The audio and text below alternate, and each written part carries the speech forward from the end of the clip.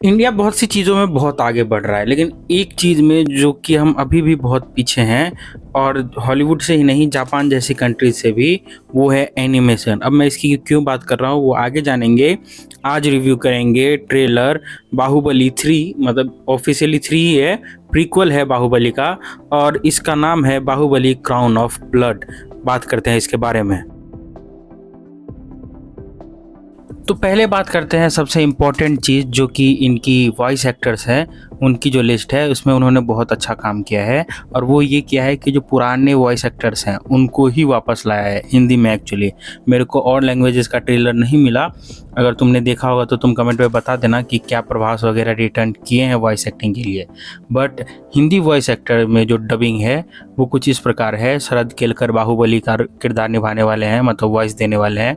भल्लाल देव का वॉइस मनोज पांडे देने वाले हैं, जो कि सेम थे। उसके बाद देवसेना का जो कैरेक्टर है उसका वॉइस समिता मल्होत्रा देने वाली हैं, वो भी सेम थी।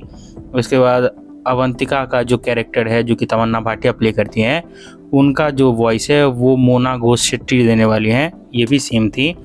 और रम्या कृष्णन, जो कि शिवगामी देवी का रोल प्ले करती हैं, उनका जो वॉइस है वो राजेश्वरी सचदेव देने वाली हैं, वो भी सेम है। और सत्यराज यानी कि कटप्पा का जो कैरेक्टर था सत्यराज जी का, वो संजय मिश्रा देने वाले हैं। ये मूवी वाले नहीं, वो दूसरे संजय मिश्रा हैं।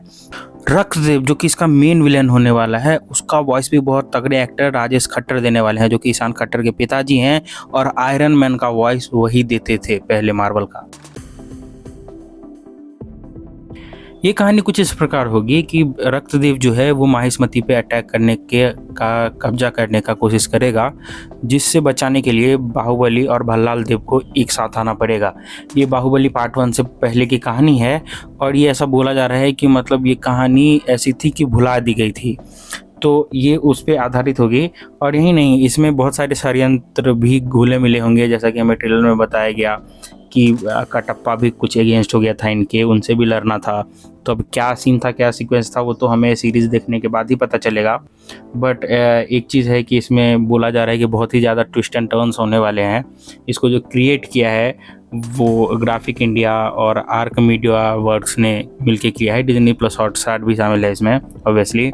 और जो क्रिएटर्स हैं इसके वो एस राजामौली हैं और शरद देवराजन हैं। और प्रोड्यूस भी इसको शायद एस राजामौली ने किया है, मैं उस पर कंफर्म नहीं हूँ, बट हाँ 99% श्योर है कि एस राजामौली ने ही इसको प्रोड्यूस किया है। और एक दो प्रोड्यूसर हैं इसके। तो ये है कि वो एक्सप्लोर करेगी बाहुबली की दुनिया को, और एनिमेटेड सीरीज़ में बना है ये। ऐसा तो नहीं है कि मतलब ऑब्वियसली थोड़ा बजट कम होगा एज़ कम्पेयर टू मूवी, क्योंकि सेम बड़े स्टार्स को लाना नहीं पड़ रहा है, और वॉइस एक्टिंग से ही काम चला लिया गया है। और ये बहुत बेस्ट बात है कि वॉइस एक्टिंग जो डाली गई है उससे हमें वो एसेंस बना रहता है वो कैरेक्टर्स का, हिंदी डब में तो खास करके।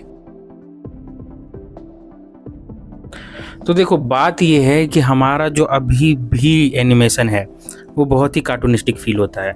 हम अभी भी कितना कुछ कर लें, बट ये ऐसा लग रहा है कि कार्टून बनाया गया है एज़ कम्पेयर टू एनीमे।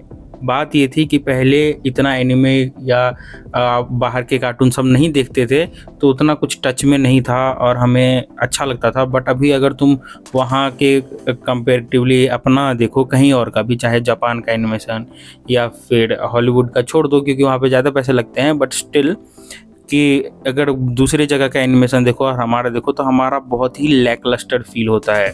वो एक जैसे हम देखते हैं ना एनीमे वगैरह, तो एक बहुत ही पावरफुल एसेंस फील होता है उस एनीमे में, बट इनमें वैसा फील नहीं हो रहा है।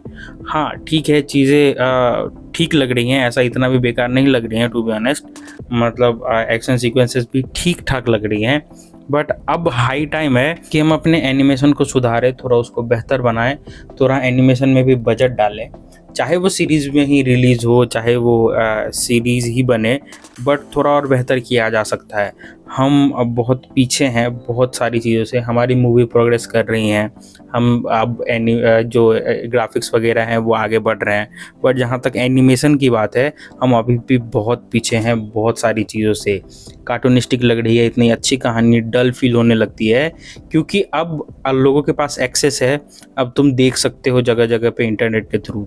जब पहले आज से 5 साल 10 साल पहले उतना इंटरनेट का एक्सेस नहीं था और फ्री इंटरनेट भी नहीं था टू बी ऑनेस्ट, तो लोग उतना ज़्यादा नहीं देखते थे, उतना ज़्यादा इन्वॉल्व नहीं होते थे, बट अब वैसा नहीं रहा है। तो आई होप कि आगे एनिमेशन बेटर होगा अपना। अगर ओवरऑल बात करूँ तो ट्रेलर अच्छा लग रहा है, एक नई कहानी, एक नई सोच के साथ जा रहे हैं ये लोग। बाहुबली 3 की तरह देखो इसको, और सीरीज़ होगी तो ज़्यादा डिटेल में प्रोवाइड कर पाएंगे।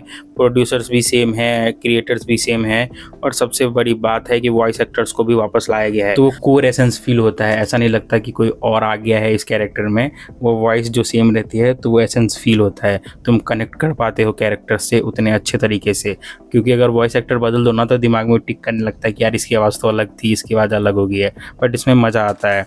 मुझे ट्रेलर देख के अच्छा लगा, मैं वेट करूँगा भाई ट्रेलर आए, मतलब थोड़ा और मज़ा प्रोवाइड करे हम लोगों को। तो यही था मेरा ट्रेलर का review. Thanks for watching this video पसंद आई हो तो लाइक कर देना, चैनल को सब्सक्राइब कर देना। तुम्हें ट्रेलर कैसा लगा तुम कमेंट करके ज़रूर बताना। और हाँ, तुम मुझे सोशल मीडिया पे फॉलो कर सकते हो, टेलीग्राम पे खास करके, वहाँ पे बहुत कुछ मिलता है तुम लोगों को। तो thanks for watching this video, take care, bye bye.